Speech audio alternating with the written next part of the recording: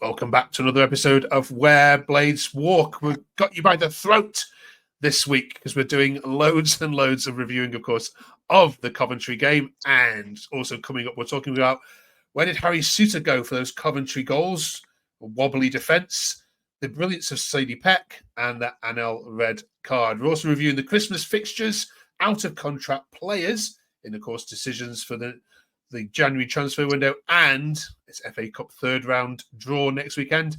So we're asking our team here, who do you want in that draw? Not that they could care less, I'm sure, about the FA Cup, but stay watching till the end to find out what they say. Welcome back, fellas. Good to have you back. Let's review the Coventry game first of all, if that's all right. We're recording this before the midweek game, so we don't know how that's gone. Shax, what was your view of the game? I'd have probably took a point before game, so to come away with a point is probably what I would have expected. I weren't expecting us to win because we always come back poor after international breaks anyway, and obviously they've not got a manager, so they're going to up the game because they're playing, I should imagine, for the shirts now. So it's what I expected. Obviously, with sending off, I thought we probably could have got a bit more, especially leading twice. So that's the disappointing part of it. But before game, I'd have took a point, so I'm happy with a point. Okay, we'll come on to the red card in a second. Dan, in terms of the defence, if we look at the graphic here for the Coventry equaliser, can you explain what's gone on here? Yeah, he's just clearly lost his man, hasn't he? It looks like they've both gone to try and win the header, and one of them has just left him, and that happens. And to be fair to Harry Souttar, he's pretty much every game this season he's played well anyway. So it can have one, can't it? Really. It is head scratching, though, isn't it? We've talked on this channel for weeks about. I mean, he just heads everything. Every time I've watched you guys, he's just an absolute rock. So, do you think he was at fault for both goals for you, Connor? I mean, definitely second one. I mean, when you're watching it back, he was just clearly ball watching. He didn't once just if he had that one little glimpse and just looked back and saw his man, he'd have easily won it, and we could have potentially seen it out and got a good 3 points there. But the first one, it was an unreal ball into the box. It did sort of seem like he was in two minds, like, should I head it? Should I go try and kick it? Maybe he had that bit of doubt in his mind that if he gets something on it, he's going to score an own goal as well. So I can understand the first one, but definitely the second, he should have done a lot better. But like Dan said, he's been unreal all season, and human error is always going to happen. So, like I say, we can give him this one. All right, we'll definitely give him a pass. This one, Cook says, fantastic result considering what happened. Strange to see our defence wobble. Souttar's first shocker. Both goals were on him. The less said about Anel, the better. Let's talk about it, those Shacks. Robbo can replace him, of course, this week. Mark says Anel was brainless to fall for that trap. Souttar looked tired and kept losing his man. Yeah, first of all, we are clear that we're happy that it was a red card, Shacks, yeah?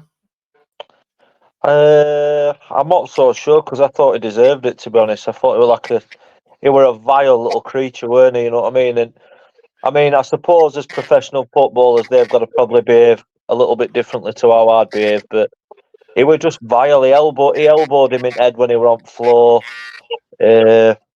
What else did we have? We had that where he shoved him in back. The tackle that actually caused that were a tackle from behind, and I'm not so sure. I mean, he didn't touch his face, did he? He just sort of grabbed him in a funny way. But like I said, I thought he deserved it anyway. I thought he was horrible. Yeah, you will have seen his cheeky wink and kiss. I mean, to me, people they just need strangling anyway, don't they? You know what I mean? So Anel to me has only done what anybody in that stand would have done. So when I'm seeing him on Twitter saying, "Oh, he's an idiot, he's stupid, he's this, he's that," he's done exactly what I'd have done, and he's done exactly what I should imagine most red-blooded males would have done in heat at moment. You know what I mean? He's not killed anyone, has he? Let's have it right. But he has walked into it, Dan, hasn't he? Because it's exactly the reaction that the lad is looking for, and he got it. He has, but I think there's more protection needed from the referee because he's he's done it once before. He's fell on him with the elbow. And this goes back to what I'm talking about in previous weeks, which I know everybody else disagrees with. But if you have VAR in these situations, the boy's probably going to go for the elbow when he falls on him. And as well, he's also put his hand around Anel's neck from the back. So I think it's 6 of one and half a dozen, and really he's not even got carded for that. Bassett. So, but I think it is a little bit naive from Anel. But again, we'd all react, as Shaq said, we'd all react the same. Okay.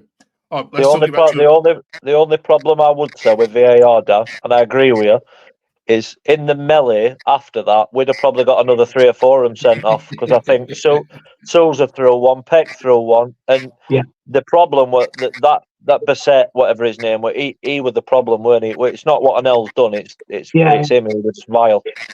But I think that gets avoided if we have something like that, because there's an incident earlier on where he's dived as well earlier on in the game, which is potentially a booking. That elbow that when he fell on Anel is potentially a second booking. So I know I know VAR is not there for everything, but yeah, I know what you're saying about Anel after. All right, on to positive stuff then. Connor Nowdenblade says, by the way, how good was this man today? Looked very controlled and calm in the middle today. Future star in the making, SYDIE PECK. And it's not the first time, of course, we've talked to him about here, but I really like watching this lad play. He does all the simple stuff really well. Doesn't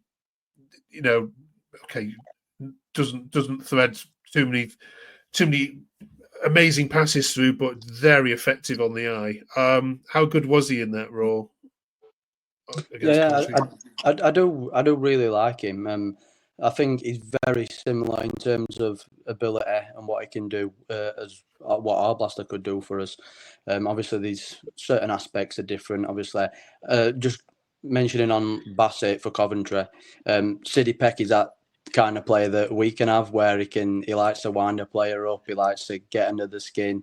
And like you said, as much as we're all fuming and we all hate Bassett, he's on other foot. When Peck's doing it for us, it's great to see, sort of thing. So there is that side of thing where you can sort of understand it, sort of thing. But on the whole, like SYDIE PECK, he's unreal. Like, obviously, he come through Arsenal's academy, so we know he's got that pedigree, and he's just grown from strength to strength every game this season. He just seems to be getting better and better. I think fans do need to have a bit of patience with him. Obviously, he's still very young, and he might be naive at times. He might fall for tricks from other players like Bassett, and stuff might happen. But I think as long as we get behind him and give him that chance, I think he can really, really develop with us. It's a shame about Arblaster, isn't it, Shex? Obviously, we wish him well with his injury and his speedy recovery, but it doesn't seem, based on yesterday's performance, that you're going to miss him too much, based on how good Peck was. Yeah, obviously I'm gutted for him, but I think that we can. I think we'll be all right without him. You know, like Connor's just said, I think Peck's just as good.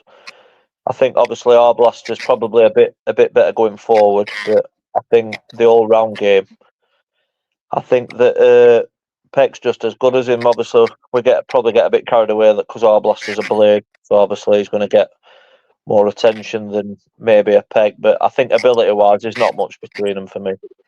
Okay. All right, then. Just finally on that game, then, Chris Wilder at the end of the game, Dan, was saying essentially the other lad should have gone as well, to which the Coventry fans have been deriding him. Did he have a point, or was he just being Chris Wilder? I think he's got a point, to be honest. As I said, he also mentioned about the referee. And the referee said he's a good referee, and he's not dealt with that in the way he should. Bassett should have at least been booked, I think. But I think we're clutching at straws. I think if the book's on the other foot, we're saying that our player shouldn't have gone. And it's just one of them. You're never going to win, are you? You're always going to have different opinions. Okay.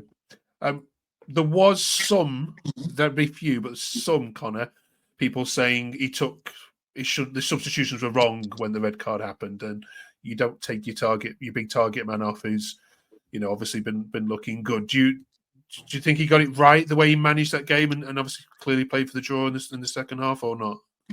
I mean, obviously, it was understandable what he did. He had to do something at the end of the day, and he had to do it there and then. I think for me, in my personal opinion, I would have left either Campbell or Raksaki on just so we had an outlet up front, someone to run at him.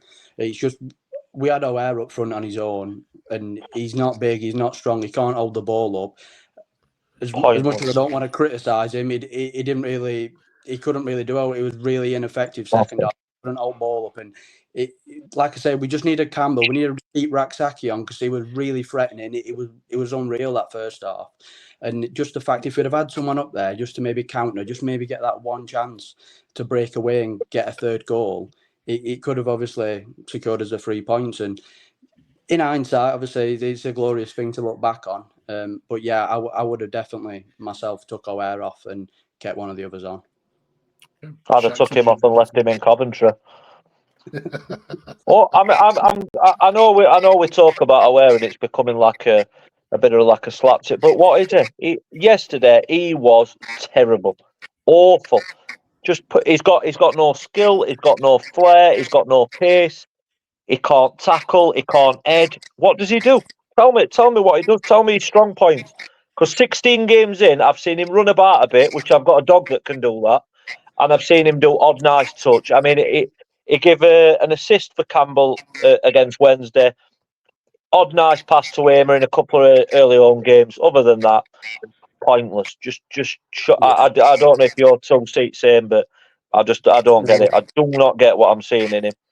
The thing for me was that, especially against Coventry, you'd think he's going to be hyped up and he's going to think, right, I'm going to prove a point to these. Let's go and get a goal. Let's go and put on a performance. And there was just nothing from him yesterday, and he just disappointed me. Okay.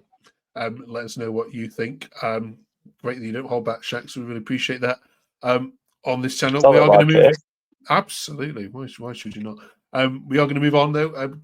We've got 8 games now, Dan, over the next 30 days. First of all, have you got the squad depth to cope with this chunk of games? This is going to really decide whether you are up in that tier of going for first and second, or whether you're going to fade away into playoffs. This will make or break your season, I think. Have we got the squad depth at the moment? I don't think we have, but we've been quite fortunate with injuries. Obviously, there's only Blaster missing now. We've got Tom Davis back, but it's going to be an hard one to manage through the Christmas period. But hopefully, we can get through that, still be within touching distance, and then come January, try and strengthen if we can. We've got a couple of loans left that we can use as well. So I don't know. I think we've just got to take it every game as it comes. I think Ryan Brewster and Kiefer Moore are fit. I think he said as much in his interview the other day. But the amount of games coming up, we need everybody, don't we? Really. So we'll see what happens. Okay. 2 home games then this week for the Blades. Obviously, we don't know the result of the Oxford game, but we'll all be watching on Friday, Shax, as you take on Sunderland. I actually take a draw now. Just before we recorded this, I actually watched their highlights against Millwall, and I'm not so sure they're up where I'm not so sure they should be up where they are from what I've seen. Little bits I've seen. I mean, Leeds are a very good side. Burnley look a very good side. I think we're a decent side, but Sunderland, I don't quite know how they've got up there. To be honest, I'm hoping this. I agree with that. I agree with that, Jack. To be honest, I don't see the hype with Sunderland. No, I don't. They've done well, but even Burnley, we're in effect not as good this year. I think us and Leeds, if we can keep our squad together and keep them fit and add players, because we've done well with the squad we've got. To be honest. And we are effectively top of the league without the 2 points deducted. So, but you're right what you said about Sunderland. I don't fear. I see Sunderland as same as playing Oxford. I just think it's an home game we've got to win, and I expect 3 points in just about every home game we play. To be honest, and Sunderland and Oxford, I expect wins. That's it, and I've not seen anything from them to suggest we can't beat them. Yeah. Good. 8 games, 5 of them at home, though, and an away trip to Cardiff as well. So you'd like to think this could be a bumper Christmas for the Blades if it all goes well. We'll It'd be nice. look forward to Boxing Day, of course, where there's a massive game against Burnley to look forward to. Whilst we're on here, I just want to talk to you about the January transfer window. We're going to have lots of conversations, I'm sure, about signings and what do you need and where the money should be spent if there is money to come, of course, as well. But there are a couple of players out of contract in the summer. Brewster and Jack Robinson being two, and then the others, of course, are the lone players. So, Connor, you're in charge here. Do Brewster and Robinson get extensions and new contract offers or not?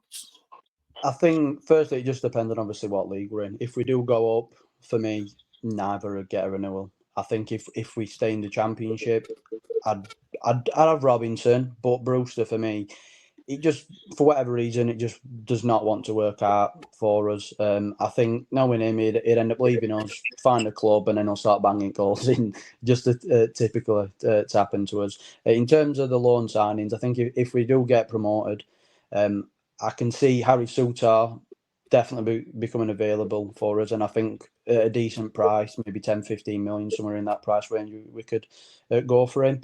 I think Raksake, to be honest, I don't really see a chance of us getting him. I think once he's had a good season with us, his price rockets. Palace always get good money for the youngsters. He just reminds me of an Eze type player sort of thing, and I can see him getting in the first team. And then Gilchrist, I think, to be honest, I think he'd definitely be an option for us due to the fact Chelsea just have a never-ending door of transfer signings that cost millions. I just can't really see him ever getting in the team. So I definitely think out of all of them, it'd just be Raksake that I don't think we've actually got a realistic chance of getting no matter what league we're in. Okay, Shax? Brewster can go. I'm not bothered about seeing him ever again, to be honest. I mean, the fact that Tyrese Campbell's beat his 4-year total in 6 games just tells you all you need to know. I hear United fans saying, "Oh, he's going to come good." He's got when? How many weeks have you got to keep getting him 25 grand a week and wait for? You know what I mean? Just get rid of him. I never want to see him again. Robinson, I would give a contract to for the simple reason. I think like this week now you've got an L ban for 3 games. You can't have anybody more perfect to step in. Passionate, you know what you're going to get from Robinson. So I'd definitely give Robinson another deal, regardless of what league we're in, because I think he steps into other people's shoes. Not necessarily as a starter, but you can't have many centre halves better than that sat on a bench ready to step in when something goes wrong. And the lone players, same as Connor. I don't think we've got a chance with Raksake. I can see him going to somewhere like Germany, like Elise has, and setting that on fire. Gilchrist, possibly, just with the fact that, like Connor said, Chelsea have got about 700 players, and he's one of them 700. It's probably not going to happen. And Souttar, they've sacked Cooper today, haven't they, Leicester? So you never know. New manager might fancy him. Okay. But that's the one that I think that most United fans would want to keep anyway, would be Souttar. All right, let us know what you think. Dan, I see you nodding to all of that. I presume you don't disagree with anything said? No, not really. I think I'm in the bracket of I've really wanted Rian to do well, and it's just never going to work out for him. And we're paying somebody who's been injured for most of his career with us for nothing really, and he's out. He's been out again. Jack Robinson, if we stay in championship, definitely. If we go up, I think we probably need to move on from him. Jesler Raksake could be another McAtee option. You could potentially get him for another year. But the other 2 boys, I think they become available. I think there's got to be question marks. Again, Harry Souttar, would he play in the Premier League for Leicester? Probably not. So I think he'd be a good option for us. But and Alfie Gilchrist as well, with, like I said, the never-ending revolving door at Chelsea. Okay. I know he's a Chelsea boy, but I think it'd be. I think we'd get him back, but again, I think they'd also want a lot for him because they demand quite a high transfer fee as well. So we just have to wait and see on that. But if we stay up, so if we stay in the Championship, I'd still release Rian because I think, like Shaq said, Tyrese Campbell's a really good upgrade, and he scores goals as well, and he's fit. So that's the main thing. It's not. A lot of the time, it's not Rian's fault, but it is what it is. You've got to move on and get somebody else in that's going to play. Right. Cheers for that, Dan. Of course, let us know what you think in the comments just before we finish this week and let you go for this double header at Bramall Lane. The FA Cup draw will be made next weekend. I know that none of you could care less about it and you just want promotion, but play along with me anyway, please. If I could put you in charge of the draw, home or away against any side, what's your dream third round draw? Connor? Somewhere. Oh, God. Well, just for the fact that I'm sick of hearing Wednesday fans say, "Oh, you've only beat us 1-0. I want us to get him at home again and then put about 7 past them just so they shut up because I've had enough of them." Thanks. Wednesday at home, just saw that strange guy you've got on their Owls walk who sits and holds his teddy or his flag up, just so we can listen to him talk about 1953 or something like that when they beat us 1-0 or goals against or something like, or how many fans they took to Plymouth on a Tuesday night 58 years ago. So yeah, Wednesday at home just for people like him. And it's an easy game, innit? It's an easy game, innit? You know, and we don't even let them have a shot on target. So whatever they say, it's an easy win. Full house, Dan? Yeah. Or I'd like somebody away where I've not been. It'd be a nice third round draw. But on flip side of that, I'm not really bothered. Anybody at home, Wednesday, like the other two lads have said, Wednesday again. It's a free hit, innit? It's easy for us. Okay. Right. That's the one. Let us know what you think in the comments. Cheers for joining us then this week. Of course, next week we'll review all of that. We'll talk more about the January transfer window and we'll review how you've got on against Oxford and Sheffield United, Sunderland on Friday night. Should be a good game. Make it a good game. Should be hopefully lots of goals in it. It's not going to be a cagey 0-0. I certainly hope not. Anyway, enjoy it. We'll see you on the other side of it. Thank you very much for watching. If you haven't yet subscribed, you know what to do. Press the button. See you later, lads.